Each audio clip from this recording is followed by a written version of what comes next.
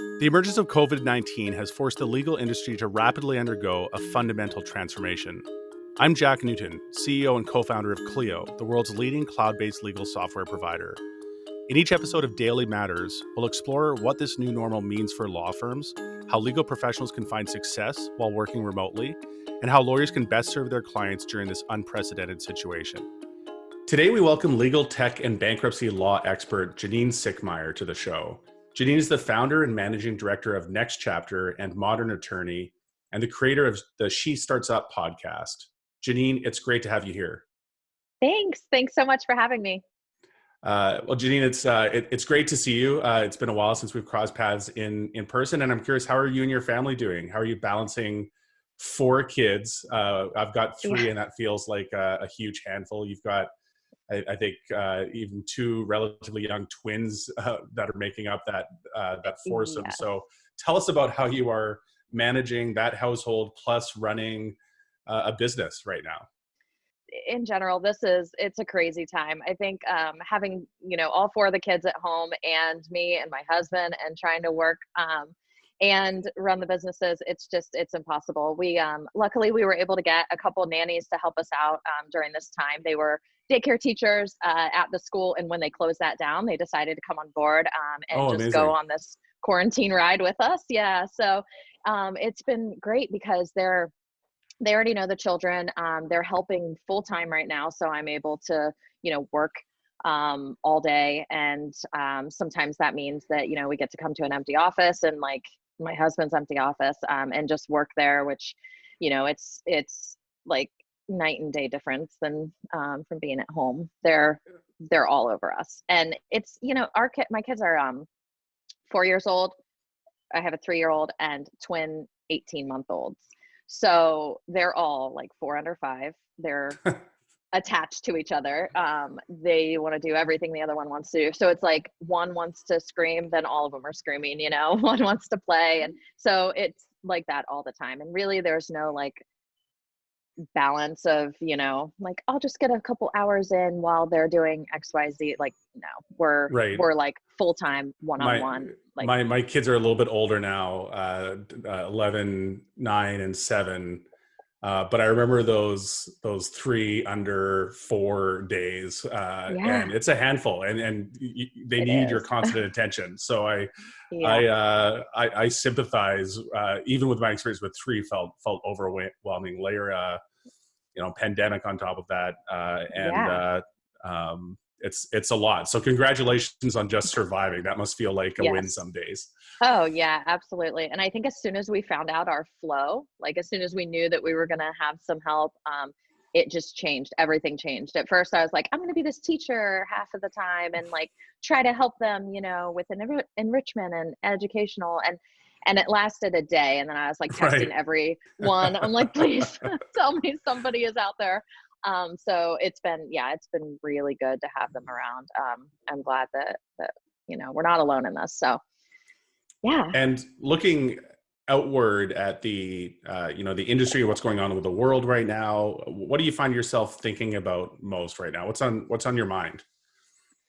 The biggest thing right now for me is trying to find some kind of self-care, some kind of calm, spending time.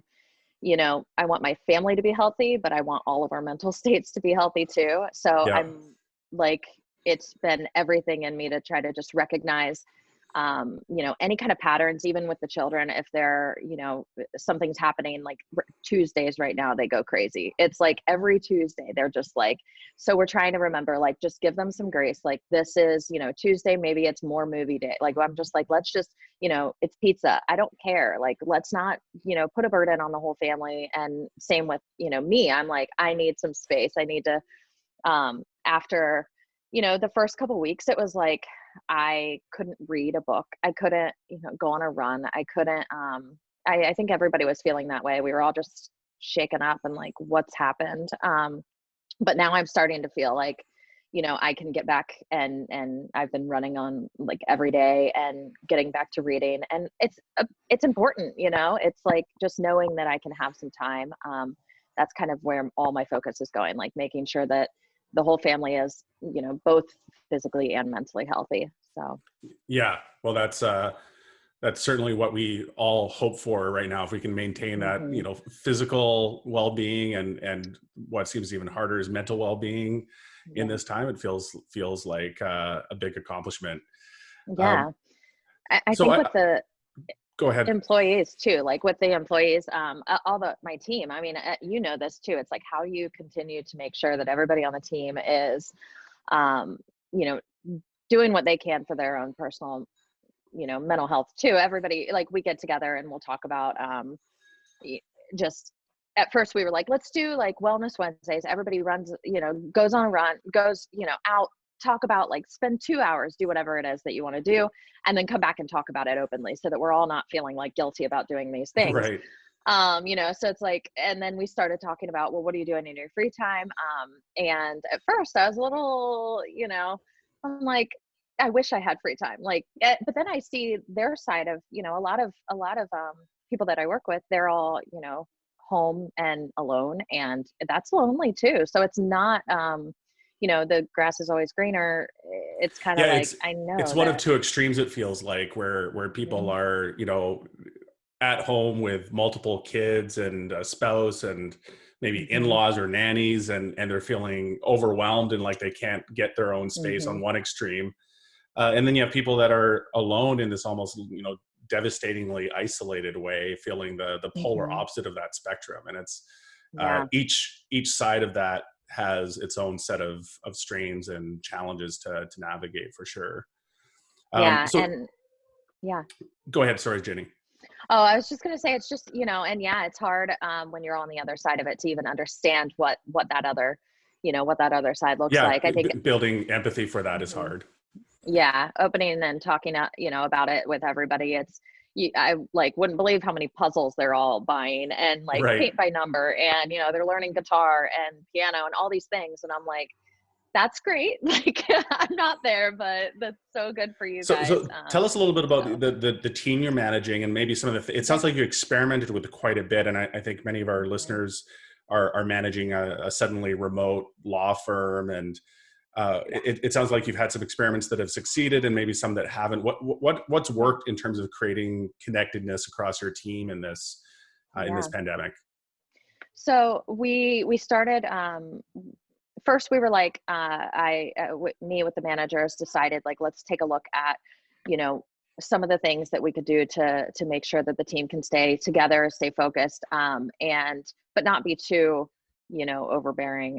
So we were like, let's set up our weekly meetings, and then we're gonna move into, doing like, um, a couple every other day check-ins, but of course we use all the tools that you would, Zoom and Slack and everything like that, so we're all staying connected.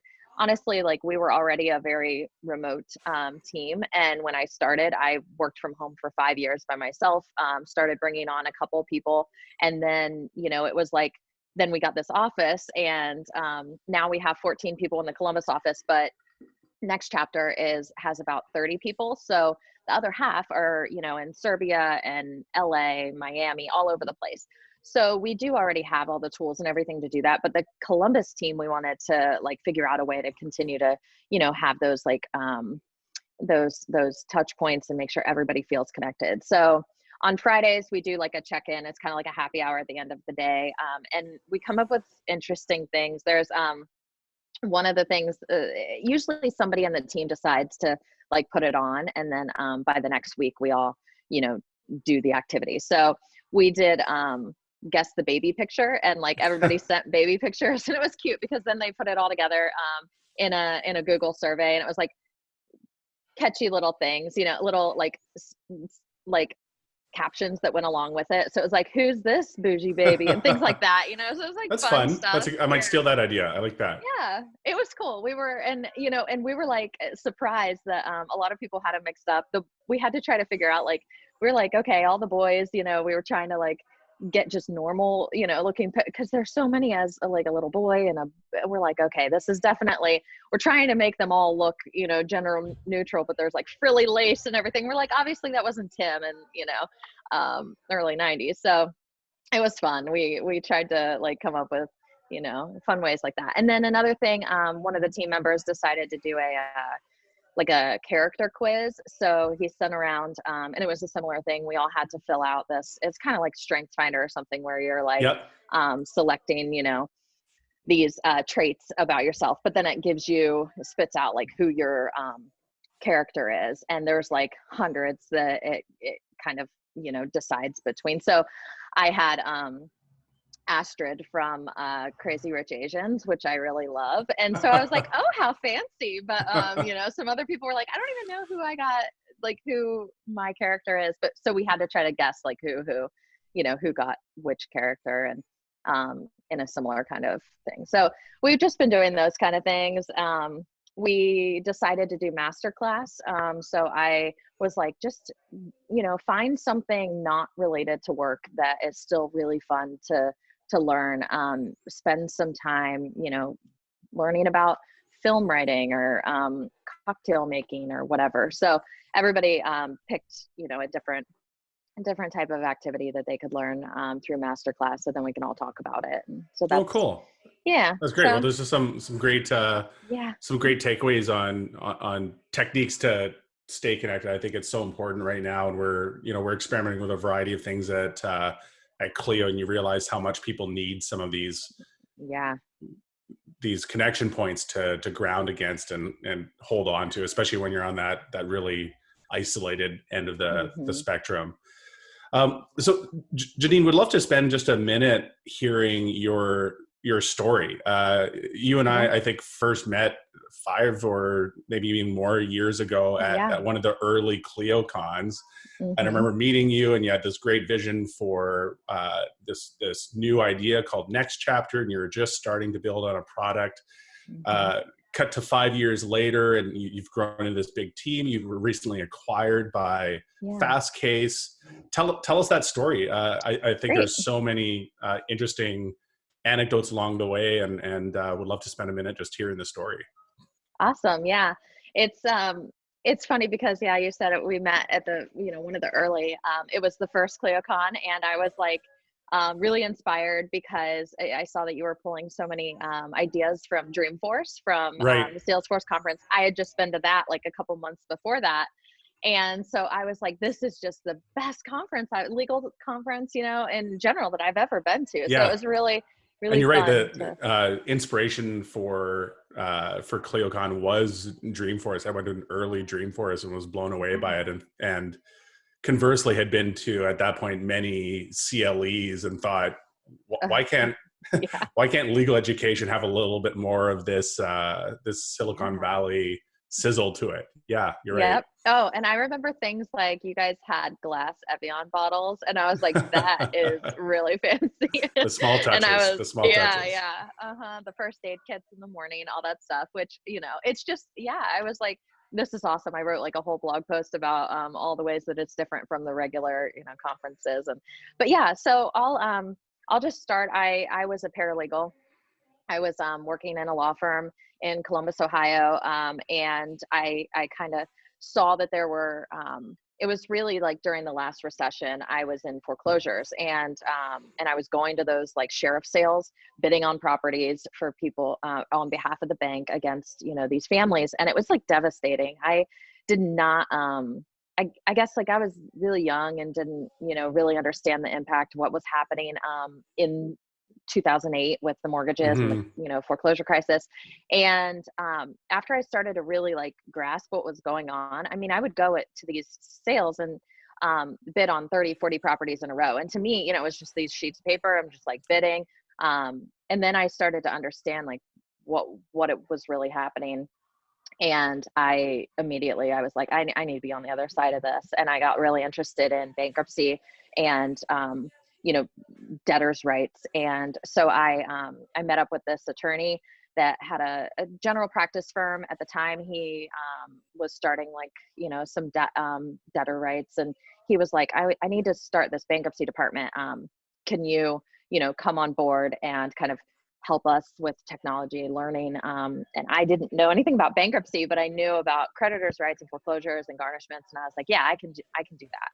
And so I joined their firm and then started helping them grow. And at the time, bankruptcy was so big, Mm-hmm. helped them grow their offices all over, from San Diego, Cincinnati, all over the place, opening, their world to technology, to try to like interconnect everything. So we were using Salesforce and a lot of the products, that merge in with that. And it was, at the time, like, really hard to get them all on board. But I was testing all the other bankruptcy software, trying to figure out what would be the right fit. And we used it all. But I was like, God, if there could just be like an online ideal bankruptcy software, this would, solve everything. I kept asking. I'd call all of our competitors and ask, "Are you guys going to go online soon? Are you going to be online?" This is 2009. They were all like, "No, everybody's happy. We don't need to do anything like that." And I'm like, "All right." So I eventually, a few years later, went out on my own as a virtual paralegal, and I was like, I could do the same thing, make a bunch of money, work for attorneys all Mm-hmm. over the country. And that's when I was really, I was talking with a friend of mine. Her father is an investor, and he's like, "Can you scale that?" And I'm like, mm, "The paralegal team, I, you know, not easily with the technology because there's no online technology." And so he's like, "Okay, so how about you try to solve that?" And I'm like, "I don't know how to build software." And so he's like, "You'll figure it out." And so I figured it out. I learned how to, I was like, okay, I'm going to start learning how to code. Um, I met up with all these developers all the time, went to these Ruby events in Columbus, Ruby on Rails events, just talking to a Yeah. bunch of people, went to pitches, all these things. And I was like, "I've got this great idea." And then they're like, "Oh, great. What is it?" And then I'm like, "Bankruptcy software." And they're like, "Oh, like nobody wanted to like get into this niche because it was just like not sexy. Right. And I was like, "But non-sexy things make money." So it was like a challenge because I was trying to get more people on my team so that I could build this thing. And that ended up kind of being the same story through, as I was like, okay, I'm going to go raise money. I did end up getting a team of developers helping me. They were mostly working for equity and some cash, but it was like, not much. I quit my job. I started it full time. I got loans, everything that you do as a, entrepreneur to try to build a company.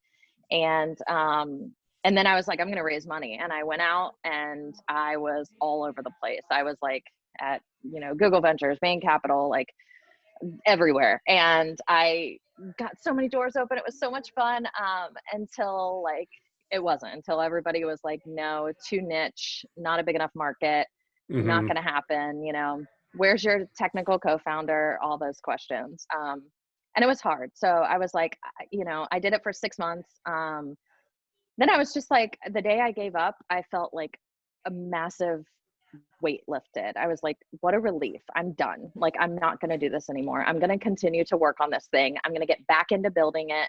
I'm going to, just push and try to get customers. And that's what I'm going to do. And so I did. So I did not raise money, as much as I tried.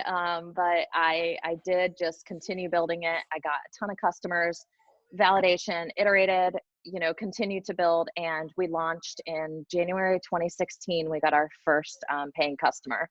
And since then, we grew 14% month over month, continued to just, market and just push it out there. And by 2019, near the end of last year, we were acquired by FastCase. We had over 6,000 customers. We had grown, like, I mean, 14% month over month for 3 years. So, Yeah, that's I mean, amazing. it was awesome. So now we're at a point where I'm still managing director. I'm running the business, NextChapter from Columbus. I, you know, report into FastCase, and they help me continue to, support and put everything behind it so that we can grow even faster. So we just hired 3 people this week. It's like, it's crazy. Yeah, We're it's so great to be in a position of strength amidst this crisis, and to be doing hiring, mhm, which is certainly not the norm. And yeah, yeah. you've great joined a great team in FastCase. Ed Yeah. and Phil are just phenomenal. Everyone I've met at Oh yeah. FastCase has been incredible. So before Yeah. you threw in the towel, I read somewhere that you had been rejected by VCs and other types of investors 82 times. Is that correct? Yeah. It is because, That's a and lot.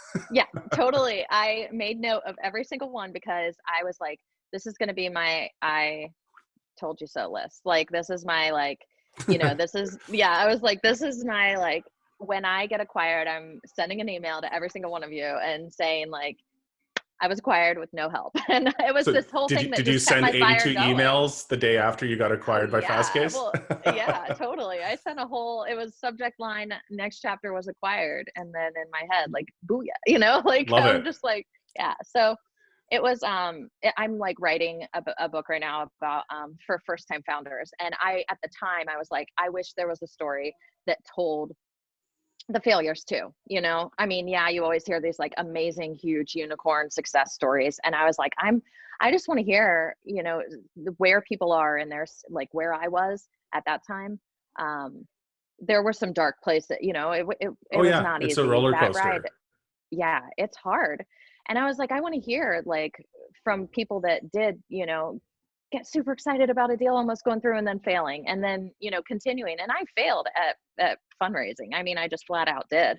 And I don't know how many stories there are out there about, like, bootstrapping it, continuing it, making hard decisions, having to, like, never pay yourself. Yeah. And what does that look like? I think that, a lot of times startups are glamorized, and that there is a lot that's not fun and glamorous about being on a plane, all the time with crappy food and bad Yep. airport, just all those delays and trying to meet with somebody just for them to push you out the door. It was just, so I Yeah, documented it's it all, you're putting basically. on. I've been through that same journey, and you're putting on city miles in that Mhm. journey for sure. It's not Yeah. easy, and there's actually a lot of parallels between the Clio story and the Next Chapter story. We both had the idea and tried to fundraise in the financial crisis of 2008 Mhm. 2009. I think what's so interesting for me is there's so many founders that I'm close to that have formed their companies in the last 10 years, and all they know is the boom time. All they know Mhm. is, to your point, kind of the nothing but net story of, Yeah. try to raise money and just have people throwing money at me left and right. And Mhm. the struggle of raising money in a downturn and building a company in a downturn is a unique one. But Yeah. congratulations on what is Yeah. an unbelievable amount of grit and determination Oh, and tenacity to get through hearing no 82 times. And I think an mhm. important point, from your journey as well, is that, not every startup idea needs to be a VC funded idea. And I Mhm. think that's where a lot of Yeah. founders, maybe from the survivorship bias that they see in the success stories that make the TechCrunch Mhm. headlines and so on.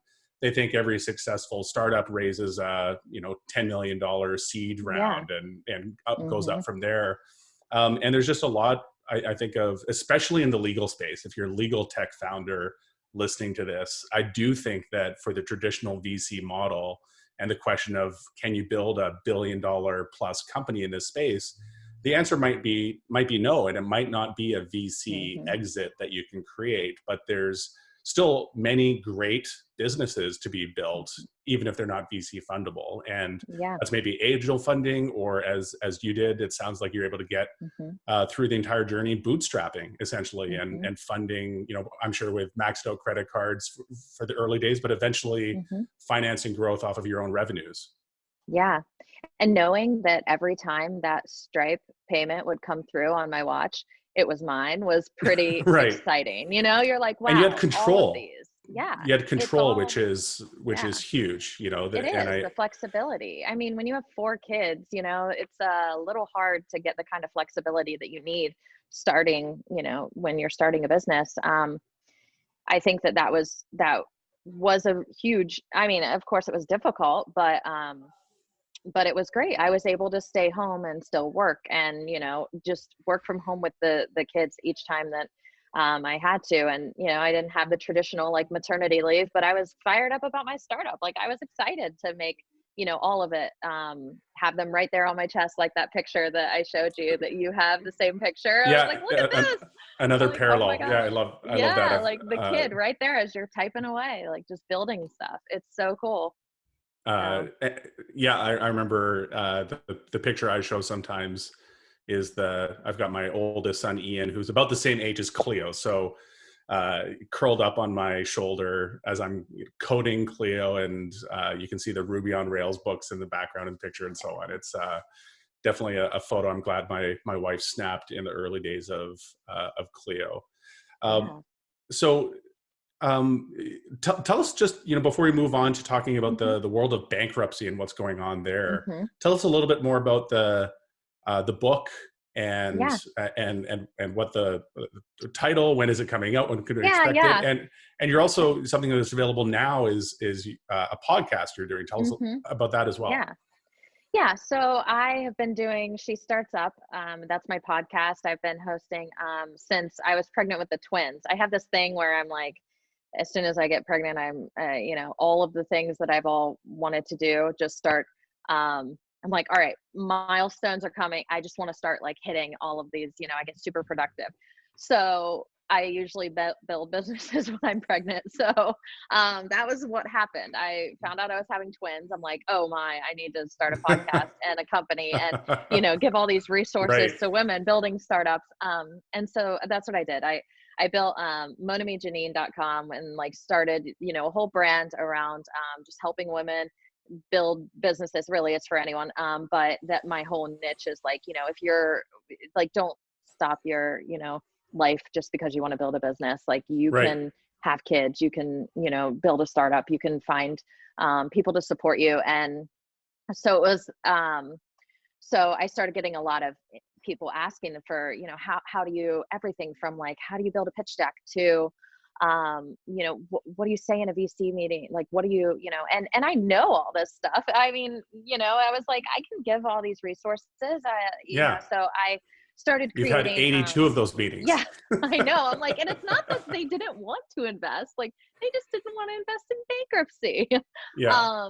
So yeah, um, I got all that together, started the podcast, started talking to other, female founders, women in business, and working moms, and just anybody who is looking to, start something. I think can get something from the podcast, and then that's what the book is all about too. It's like I wanted to find a way to be able to share all of these resources and share my journey and say this isn't it's not it's not the usual way that you hear about success stories and tech, but I wanted to be able to tell you that there's other ways too. So yeah, so there's a lot about bootstrapping and being scrappy and finding a way, but now I'm excited because now I'm like investing in women-owned businesses too. So that's something that I'm getting super passionate about. It's like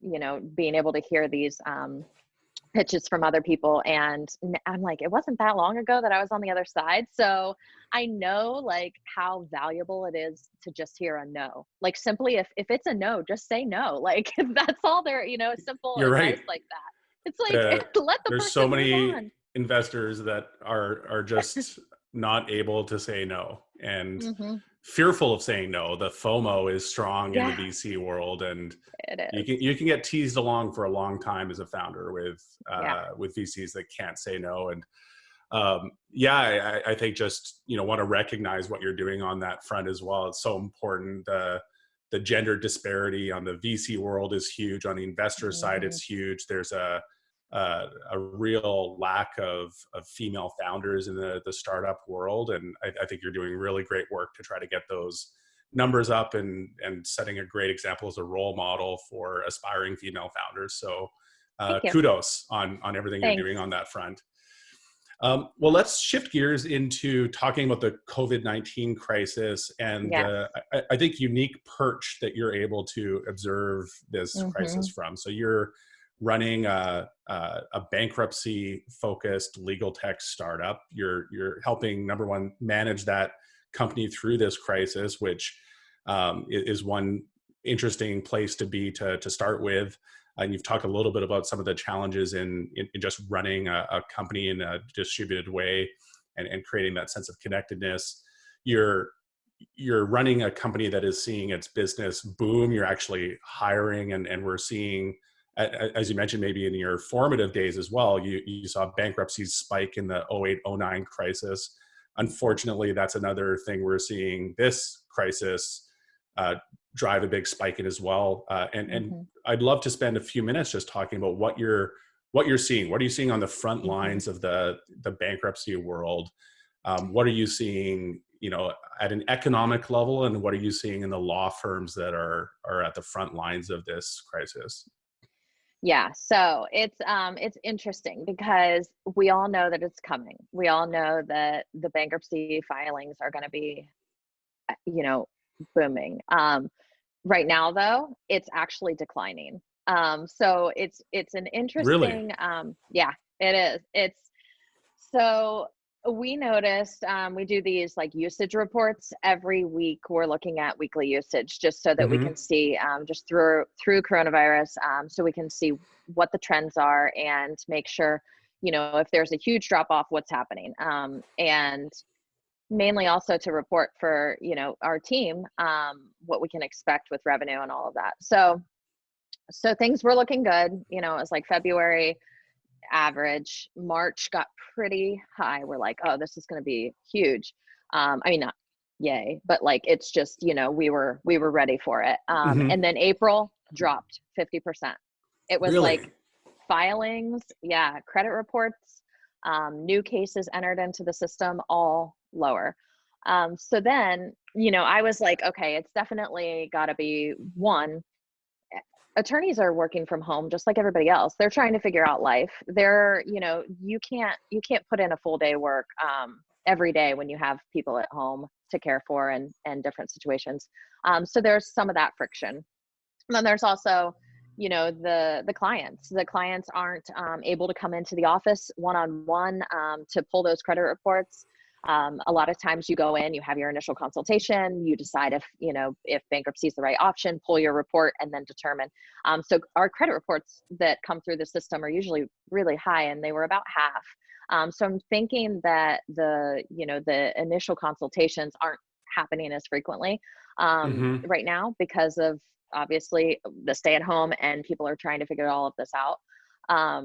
But the main thing too is the evictions and foreclosure forbearance. I think that once that lifts, then people will start seeing um, a big, struggle with their bills. And that's, I mean, there's medical bills and the evictions, the foreclosures, like all of these things that unemployment, it's all happening right now. So it's like you're not seeing the effect of that yet. Yeah, this is maybe what you've seen in April is the water going out before the tsunami Mhm. hits. It sounds like. Exactly, because that's what people are saying. It's like, this is the calm before the storm. We're about to see this.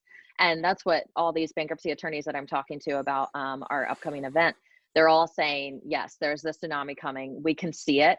We see it coming, and it's just like gonna hit us hard. And we know, but it's not there yet. So yeah, everybody's like, oh, it must be so busy. And we know it's coming, but it just hasn't hit yet. It's interesting too. We at Clio just published some data at the beginning of this week in what will be Hmm. the first of a monthly briefing on the state of the industry and what we're seeing across Yeah.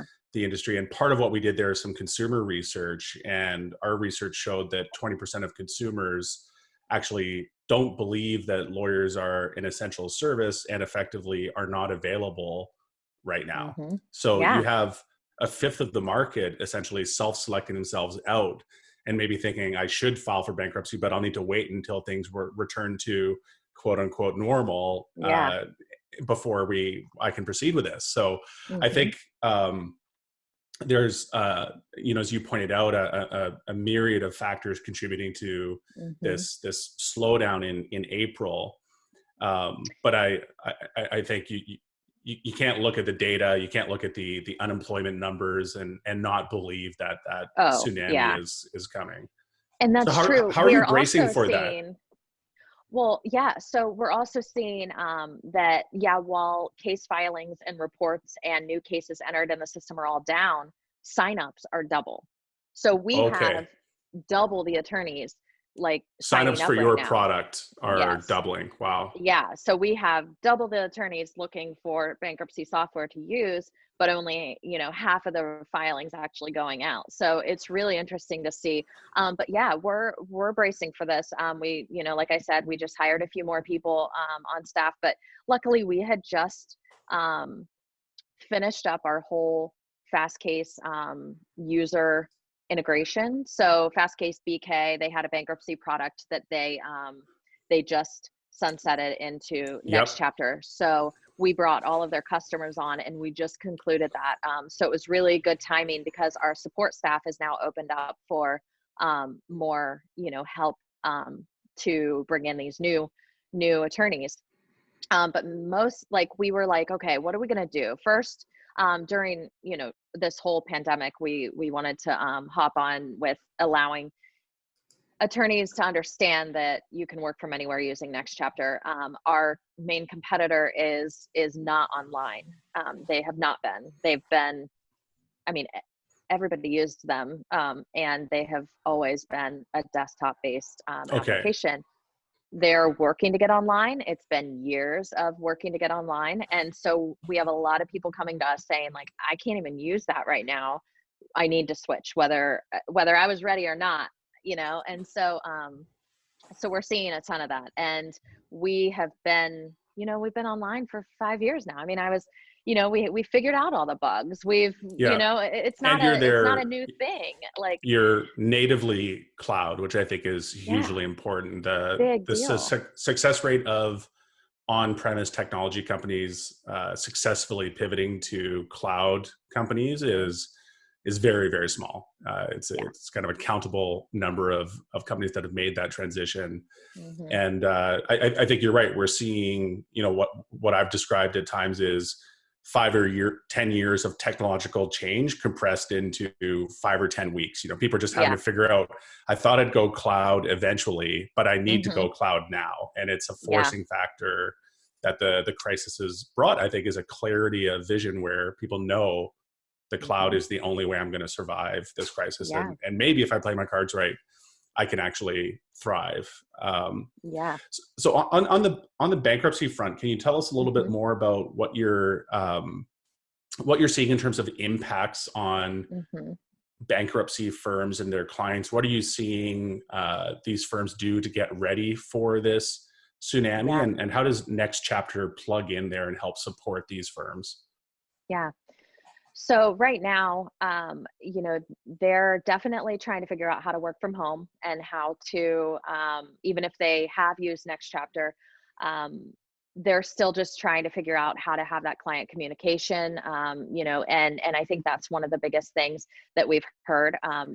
So we created this another plan. It's our work from home plan, and as soon as we started working from home, we're like, let's throw a modal on the site, let people sign up. It gives them $100 discount off of the highest tier plan, but then Mm-hmm. we're also going to give them a work from home guide that we like, a PDF downloadable guide that tells you like everything. It includes Clio, a lot of different tools that you can use, and talks to you about how to build that connection, your communication with your client too. So through, we have a tool called My Chapter. It's like an import, a questionnaire to import Mm-hmm. into NextChapter. And then we have our client texting tool too, which sets up like automated text reminders.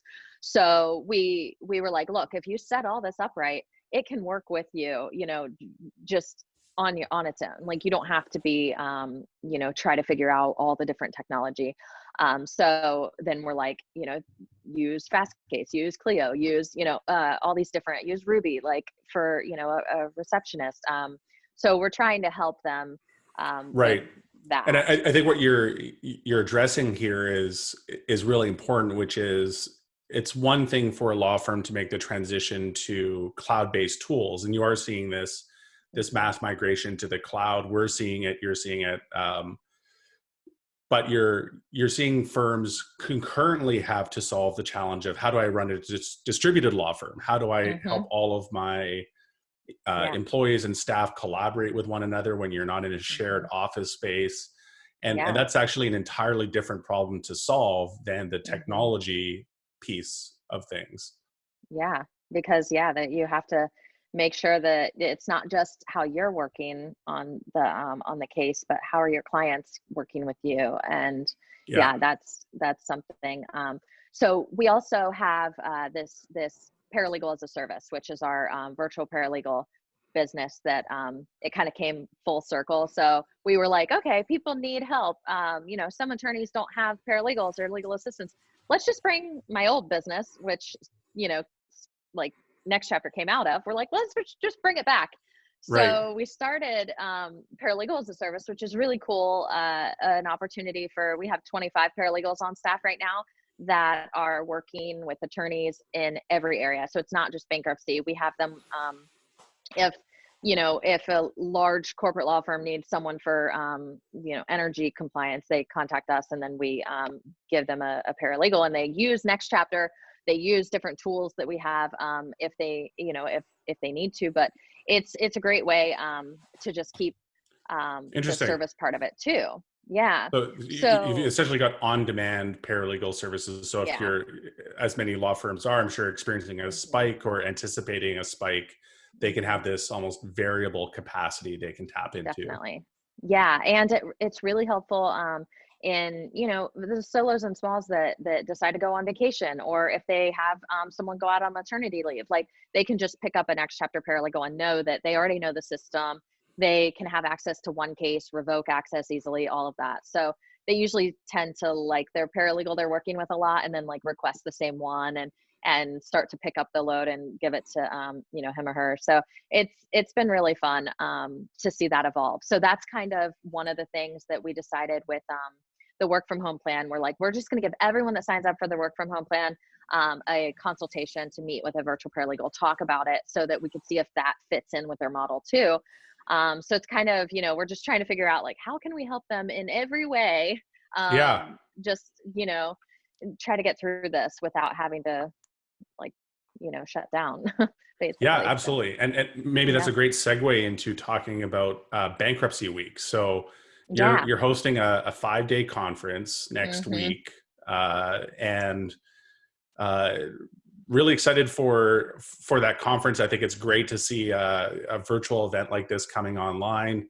Yeah. Want to hear more about it? You decided Yeah. to launch this online event, amidst trying to transition your entire team to work from home and Mhm. distributed workplace, and dealing with this oncoming tsunami of demand on the bankruptcy front. What was the catalyst for wanting to do Yeah. this online conference, and what are you hoping to accomplish with it? Okay, so I gotta be honest, when things get calm, I get like, let's do something big. So Yeah. things were starting to calm down. It was like everything was, it seemed like we were in a really good place as a business. And I was like, you know what? We should do something to help these attorneys, educate new incoming attorneys that have never added bankruptcy to their practice. People that usually refer out. So all of these like adjacent markets is what I call them. So the Hmm. the divorce, immigration, probate and estates. Anyone that is also going under our mission, which is helping people get to the next chapter of their lives. So you look at like consumer based, attorneys who are helping consumers in one way or another. Hmm. And we're like, I bet that we could reach out to these people, let them know that we exist and that they could do a bankruptcy for one case. We offer a per case model. So you can use Next Chapter for free all you want. Once you're ready to file that case, you just pay per the case. So you don't have to pay to sign up or anything. Okay. Yeah, so we have that's a model that, we use thousands of people use it daily. And so we were like, how about we tell non-bankruptcy attorneys that this is available? But then we also want to educate the attorneys that on all of these new things like the CARES Act, how that's affecting bankruptcy. We want to talk about the subchapter 11, the new, business changes to business bankruptcies. And there were so many different things to talk about that we were like, we can't just do this in a webinar.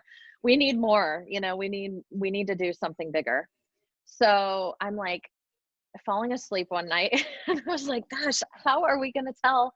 Like, I love marketing. I love the idea of like, putting this message out there and having people join in webinars, but it feels so scattered. And I was like, how can we just put it all together? And then I'm like, an online conference. And I was like, it just lit me up. I was like, I couldn't help it. I just got my notes out on my phone and just started like, jotting down all these notes. I'm sending these messages to Jamie, who I work really close with, who's incredible and has been like, just doing everything to make this happen. And so I'm like, what if we did a conference? And, I was stoked. She was stoked. We talked to a few people on the team and they were like, okay. And then I mean, this is like 3 weeks ago. And I was like, we're going to do it in 3 weeks because the bankruptcy conference that usually takes place in May, it was canceled. It's the NACBA conference. So I was like, Yep. this is something that everybody can get behind. And I'm like, we got to do it. We have to do it in May. Let's just, while everyone is still home, let's educate these people, get everyone ready before the tsunami of cases comes. People that don't know bankruptcy can learn bankruptcy. So then I told my team, and the funniest thing, this is on one of our check-in calls, everybody's talking about movies and shows they're watching and stuff. And I was like, oh, by the way, I want to host a conference, like an online, a virtual conference, see, what kind of attendance we can get. And I was like, I really want like 1,001 registered attendees so that next year I can say 1,000 plus 9, like number Right. of attendees. Truth in marketing. So that was my goal. And everybody was looking at me like, no one said a word. And I was like, well, okay, is this, and then they just kept talking about other things. And I was like, that was weird. And so I'm asking people afterwards, like, what? I was like, I don't, like, are they not excited? And I think one guy, he said, when you told me, I just looked at everyone else and I thought, like, you can't just make an online conference, can you? Like, he's like, you Right. can't just, and I was like, well, we can. So Yeah. it was awesome. We got, Love it. Yeah. So our designer, we put together the whole lineup of everyone. I was like, I'm just going to make my dream lineup. Everyone that I would want to have talk and like give advice and, talk to attorneys, not just about bankruptcy, but about marketing and social media. And just like Clio does for the user conferences. I mean, you guys, you cover so many topics and it's not just like, here's how to use Clio, that doesn't, Yeah. I mean, How to build a great law firm. Yeah. Yeah, exactly. So it was like, this is my first time. I pulled a lot of inspiration from you guys, from my talks with Lauren on how she organizes and hosts. And I was like, I don't know what I'm doing, but I'll figure it out. And then what was really cool, Ed at FastCase, I tell him about it and he's excited. We're both like these big visionaries, like, yeah, let's do this. And so he sends me this post on Medium, a blog post that says like, why your virtual conferences suck and here's how to make it better. And so he's like, just wanted to like point this out so that you can take some ideas here. I was like, okay. And I'm reading it and I was like, these are great ideas. So then I was like, I don't really know what I'm doing. So I just contacted the woman who wrote the post and I was like, are you available for doing a conference? She's a virtual event planner and she's like, yeah, I have some time. And so she hopped in and took over and she's been great. So we've been able to somehow pull it off. It's next week and we have 17 sessions. There's 20 plus speakers now because we've had some interest in, we've had all these sponsors. I had no idea. I was like, oh, I don't know. We'll see. Maybe next year. And people are like, can we sponsor? That's great. Yeah. Well, congrats. It's, I think a great, that's how you found a conference, by the way. The founding of ClioCon was not much different than me pitching Lauren on the idea because it was Nice. a physical conference. It was, 5 months out that we led out of the date, Yeah. but that is really not a lot That's of time to still, plan and yeah, that's organize a still so physical soon. conference. Oh, Yeah, you just need to burn the boats and do it. So I'm so happy. yeah. And I think you shared, by the way, you set a target of 1,001, Mm-hmm. and you've exceeded that by Yeah. a substantial margin already. And we've still got a few days to go for Yeah. registration. Yes. So we're already, we're going to hit 2000 today if we haven't already while I'm on this call, because we were really close, and they're coming in just like hundreds every couple hours. So it's amazing. We still have, a couple more days. And so now my new goal is 3001. But I'm so excited. And I was so happy that you agreed to do the keynote. So Yeah, I'm very pumped excited to about do that. that. And thank you for Yes. the invite. So yeah, of course. So It's going to be where great. can people learn more about this? There will be a few days to register when we drop Yes. this episode of Daily Hmm. Matters. Where can they go Yeah. to learn more? Right now at nextchapterbk.com/bankruptcy dash week. Got So, it. but we did get bankruptcyweek.com. So I just need to move it over there. But Okay, like, excellent. Well, we'll yeah, for now, we'll make in sure our a link to Twitter. that is on our show notes. And Great. Yeah. very excited to speak there next week. You've got an incredible lineup, and I do think that something a lot of our listeners are thinking about is, if you're in a practice area that's been negatively impacted by COVID-19, as so many have, how do you start to layer in some practice areas that are potentially booming? And bankruptcy is one of those practice areas where, if you have the right tools and you have the right network and you have the right education and help to do these successfully, this can be a great opportunity to tap into. So I think, and this conference is free as well, right? We didn't talk about Yeah. price, but you can't Yeah. beat Completely. the price either. So definitely Yeah. check out Bankruptcy Week, and I'm sure some of the content will be available for consumption Yes. offline as well, if you happen to miss Hmm. registering for the event next week.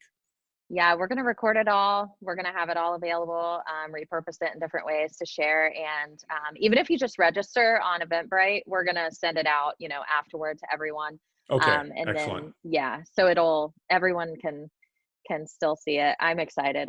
We have like a fun video that we put together for the intro of it, and it's so silly, but I'm happy about all of it.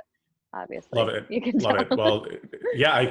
can. And I get a lot of energy and excitement around conferences as well. So I share your Yeah. enthusiasm.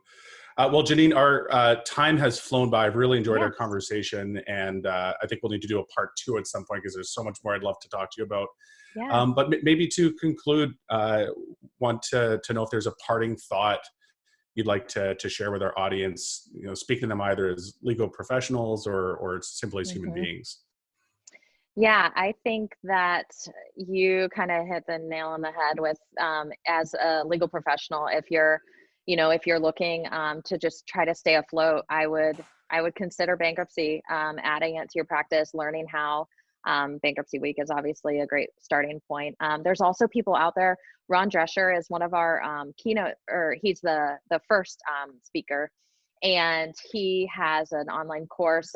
He does consulting. So there's people out there that can help you through a case if you're having a hard time or just trying to figure out bankruptcy in general. So it's not all just self-taught. I think that, just looking around for people that can kind of help you in that. But outside of like the legal world, I would just say take time for yourself and make sure that, you're taking time off, that you're, even though it's like hard right now to take a vacation, you can still take time off and turn off your computer and just be, with your family or with yourself, and just try to, get that time. The burnout is so real when you're working from home and living from home, and Yeah. it's impossible. So yeah. No, great note to end on. And Janine, thanks so much for joining us today. Look forward to Bankruptcy Week next week, and we'll talk again soon. Great. Thanks so much for having me, Jack. All right. See ya. Thanks for joining us on Daily Matters today, a podcast from Clio. Rate and review wherever you get your podcasts, and subscribe so that you never miss an episode. Daily Matters is produced by Andrew Booth, Sam Rosenthal, and Derek Bolin, and hosted by yours truly, Jack Newton. Thanks also to Clio, the world's leading cloud-based legal technology provider, for supporting this podcast. If you'd like to learn more about Clio, please visit clio.com.